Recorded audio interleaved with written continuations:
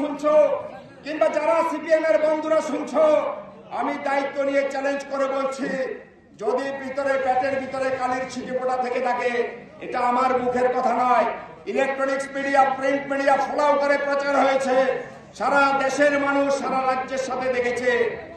বিজেপির বন্ধুরা সেখানে আপনাদের সরকার কোর্টে, সুপ্রিম কোর্টে বলেছে যে নির্বাচনটা 4 দফায় করতে হবে এবং 163 কোম্পানি সেন্ট্রাল ফোর্স সেখানের মধ্যে দিতে হবে পিসি ইলেকশন করতে গেলে।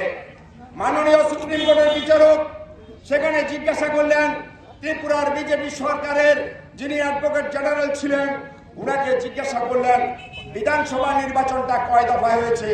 বলছে 1 দফায়।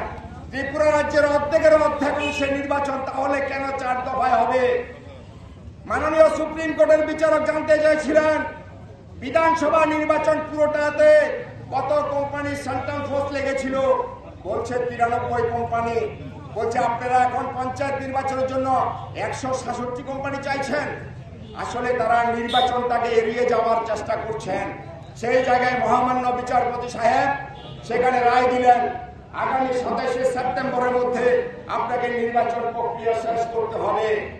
কিন্তু আমরা দেখলাম একটা বেহায়া সরকার এখনো সেই নির্বাচনটাকে এড়িয়ে যাওয়ার চেষ্টা করছে, যদিও পার পাবে না ত্রিপুরার কাছে। 1 তারিখ নির্বাচন কিংবা 2 তারিখের মধ্যে নির্বাচন ঘোষণা হবে। নির্বাচন ঘোষণা হলে পরে রাজ্যের রাজনৈতিক দলগুলি তাদের সাংবিধানিক অধিকার, মৌলিক অধিকার অনুযায়ী সেখানে নির্বাচনী ময়দানে ঝাঁপিয়ে পড়বে। আপাত দৃষ্টিতে আমাদের রাজ্যে দেখা যায় 4টা রাজনৈতিক দল সেখানে প্রতিদ্বন্দ্বিতা করতে পারে। 1 কংগ্রেস, 2 সিপিএম, 3 ভারতীয় মিথ্যাবাদী পার্টি, 4 ত্রিপুরা পার্টি। এখন আসুন, যারা কংগ্রেসের বন্ধুরা আছেন, আমরা কংগ্রেসকে হৃদয় দিয়ে ভালোবাসি। এই দেশের স্বাধীনতার পিছনে কংগ্রেসের অবদান অস্বীকার করে যাবে না। এই দেশের বিভিন্ন উন্নয়নমূলক কাজে কংগ্রেসের ইটের দেওয়ালের ইটগুলির মধ্যে কংগ্রেসের রক্ত আছে। আমরা কংগ্রেসকে ভালোবাসি, কিন্তু বন্ধু এটাও মনে রাখতে হবে, দিল্লিতে যতক্ষণ কংগ্রেস ক্ষমতায় না আসবে ত্রিপুরা রাজ্যে কংগ্রেস কিছুই করতে পারবে না। তাই আগামী বিসি নির্বাচনে যারা কংগ্রেসের বন্ধুরা আছেন, আপনাদেরকে নমস্কার জানাই, সালাম জানাই। কংগ্রেসকে আমরাও ভালোবাসি, কিন্তু আপনার মূল্যবান ভোটটা কংগ্রেসকে দিয়ে ভোটটা নষ্ট করে কোনো লাভ নাই। ভোটটা ত্রিপুরা মাথাকে দিবেন, কারণ আপনারাও বিজেপি বিরোধী, আমরাও বিজেপি বিরোধী। দ্বিতীয় আসুন সিপিএম। এই সিপিএম দল এখন কোমর ভাঙা দোরা সাপে পরিণত হয়েছে। ফোঁস ফোঁস করবে, কামড় দিলে রুগী মরা তো দূরের কথা, রুগী অজ্ঞান হবে না। কারণ 25 বছর সিপিএম দল সেখানে মধ্যে শাসন করে লুটিপুটে নিয়েছে। এখন সিপিএম দল বয়সের ভারে লুপ্ত হয়ে গেছে। ওই লাল পতাকাটা এই ঝড় বৃষ্টিতে এই লাল পতাকাটা এখন সাদা ফিকে হয়ে গেছে।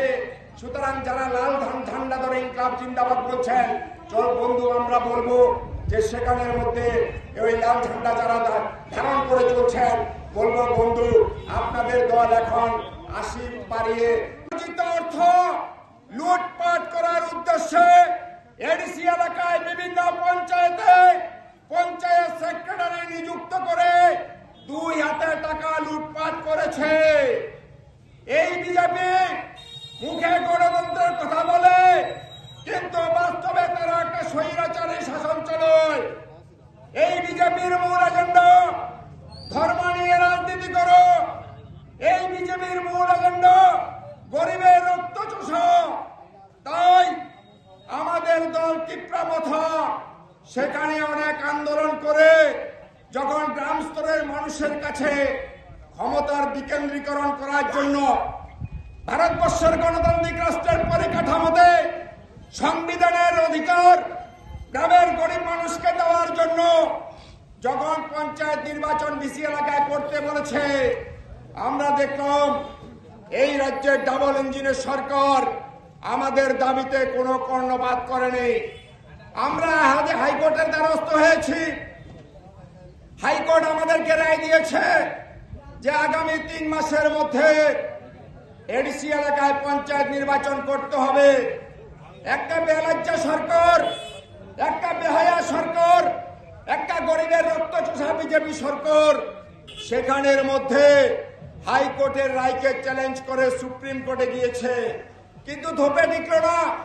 আমরা দেখলাম একটা সরকার কতটা নির্লজ্জ হলে পরে আবার আমাদের জোট সঙ্গী সেখানে সুপ্রিম কোর্টে গিয়ে হলফনামা দিয়ে সেখানে কোর্টের অ্যাডভোকেট জেনারেল গভর্নমেন্টের সেখানে বলছে ত্রিপুরা রাজ্যে আইনের শাসন নেই, ত্রিপুরা রাজ্যে পঞ্চায়েত করানো যাবে না, ত্রিপুরা রাজ্যে 2 জন মন্ত্রী আক্রান্ত হয়েছে, ত্রিপুরা রাজ্যে 1 জন বিধায়ক সেখানের মধ্যে আমরা কিডন্যাপ হয়েছে, সেখানের মধ্যে পঞ্চায়েত নির্বাচন করা যাবে না।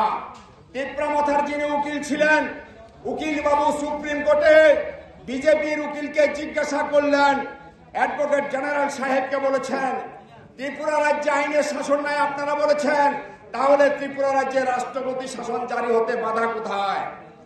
রাষ্ট্রপতি শাসন